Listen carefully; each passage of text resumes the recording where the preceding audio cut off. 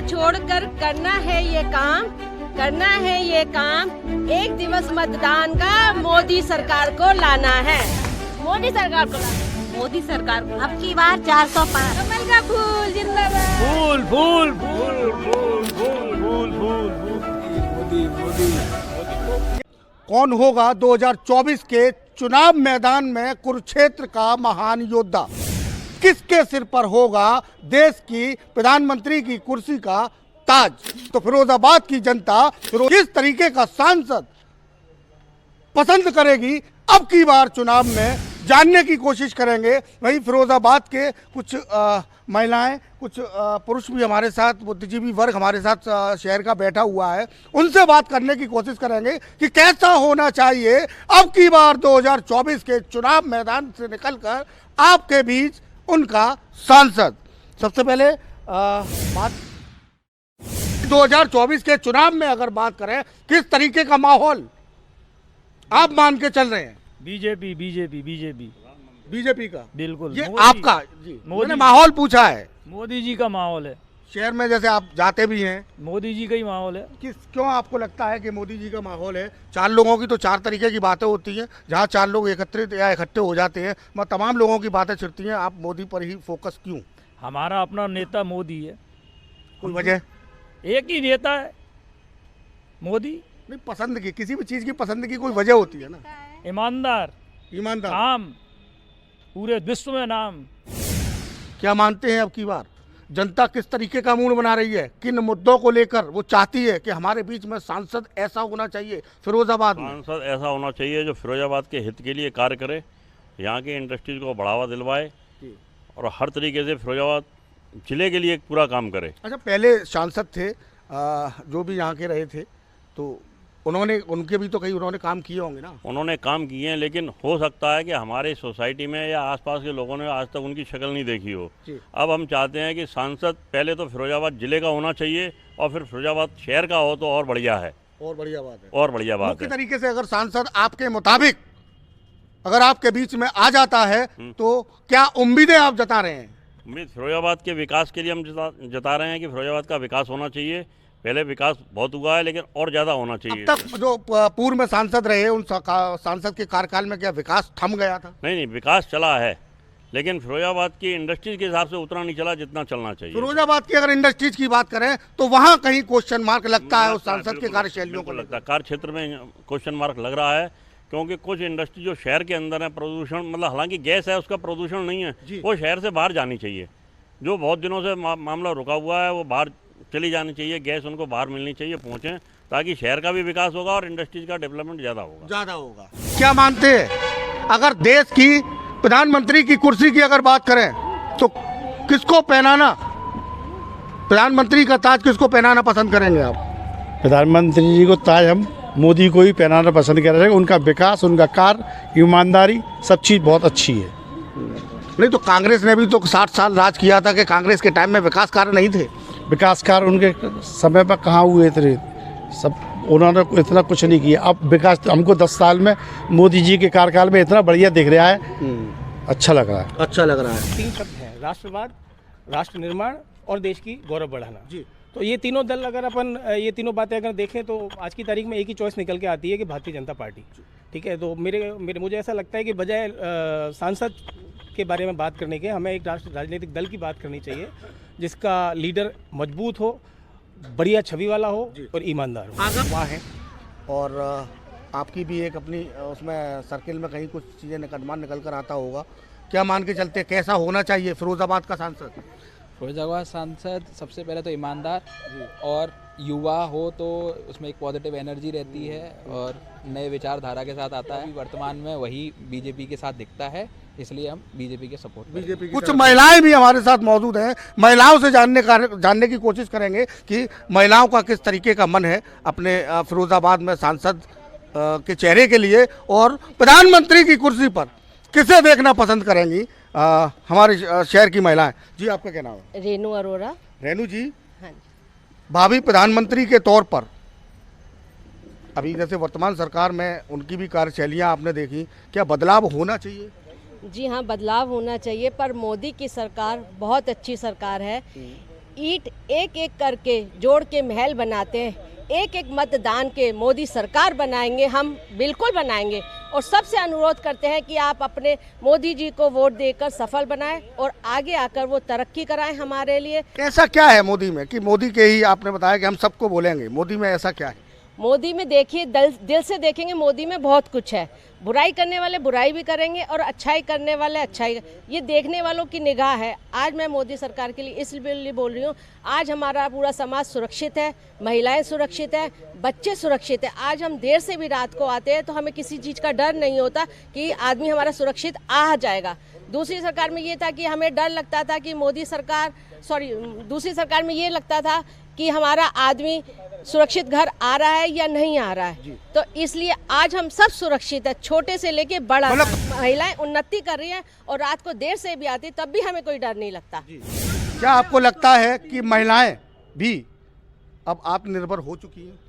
Sir, आत्मनिर्भर का तो मैं अपना खुद ही एक एग्जाम्पल दूंगी। आज एक उम्र के इस पड़ाव पर आने के बाद और यहाँ के माहौल को देखते हुए कि जब हमें लगा कि हाँ, हम इस उम्र पर या फिर अब बिल्कुल सेफ है अपने बच्चों को है ना छोड़कर या एक ऐसी सोसाइटी को है ना लेकर, तो हर जगह से हम अपने आप को इस माहौल में सेफ फील कर रहे हैं कि इस उम्र पर आकर हम ये सोच सकते हैं कि हम आत्मनिर्भर बन सकते हैं।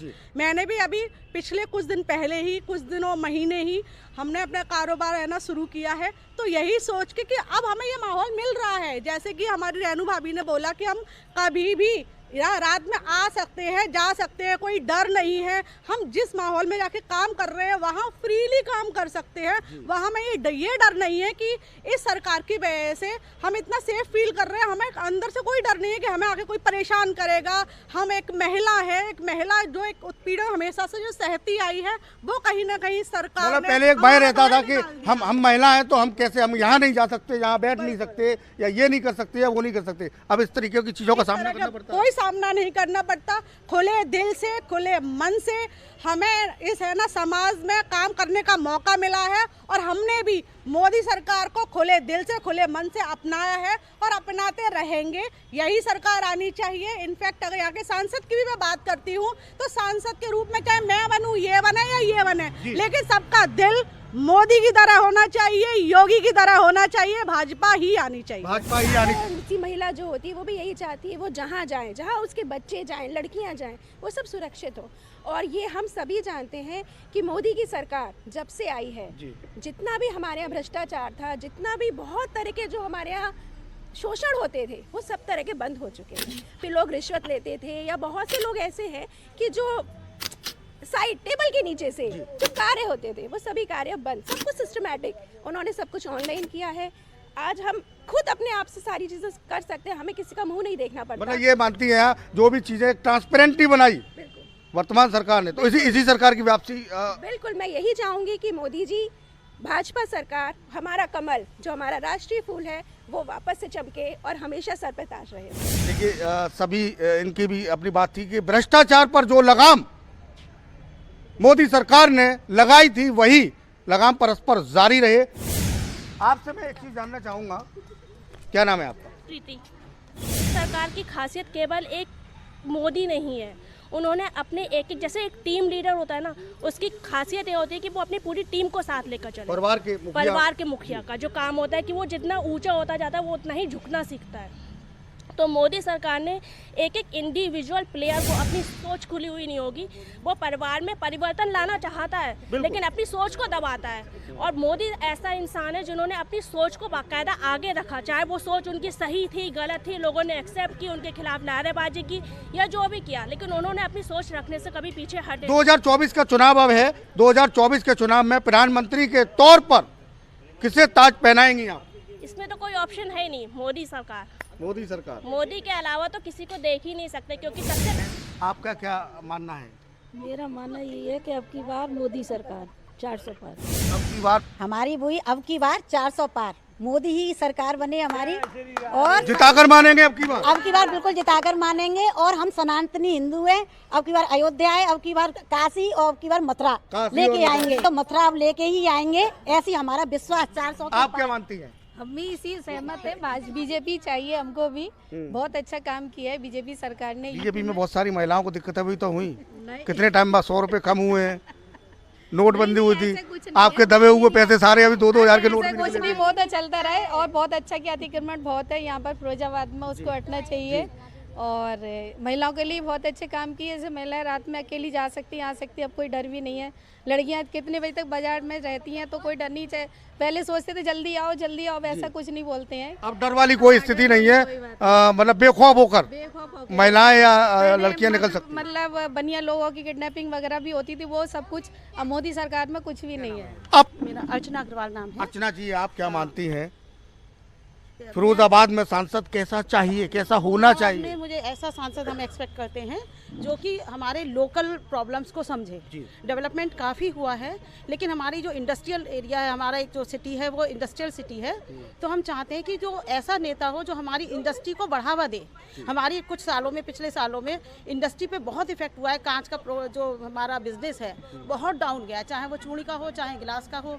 तो हम ये चाहते हैं कि ऐसा सांसद हो जो हमारे फिरोजाबाद को वास्तव में एक फिर से डेवलपमेंट दे। अर्चना जी थी, इन्होंने बहुत अच्छी बात कही। साफ तौर पर इनका कहना रहा कि हमको सांसद ऐसा चाहिए जो फिरोजाबाद की इंडस्ट्रीज के बारे में विशेष तौर पर ध्यान दे, और ऐसे सांसद का हम सभी लोग पूर्ण रूप से स्वागत करेंगे। आप क्या कहना चाहेंगी, देश के प्रधानमंत्री की कुर्सी पर किसे बैठाना चाहेंगे? बिल्कुल भाजपा सरकार, मोदी सरकार। मोदी सरकार क्यों? राम को लाए हैं, हम उनको लाएंगे। मतलब राम को लाए तो वो चीज़ और इसके अलावा हमारे फिरोजाबाद में जो तरक्की हुई है, आज से 10 साल पहले हमारे फिरोजाबाद का ये माहौल था कि बच्चे वगैरह की किडनैपिंग, यानी हम अपने बच्चों को अगर स्कूल भेजते हैं, अगर 5-10 मिनट भी लेट हो जाए तो हमें यही डर लगा रहता था कि कहीं कुछ गड़बड़ तो नहीं है, फिर उनको फ़ोन करके। तो वो सब आज बहुत सुरक्षा है, हम लोग अपनी सुरक्षित हैं, हम लोग रात के 10-11 बजे घूम सकते हैं, जा सकते हैं, बच्चे सुरक्षित हैं।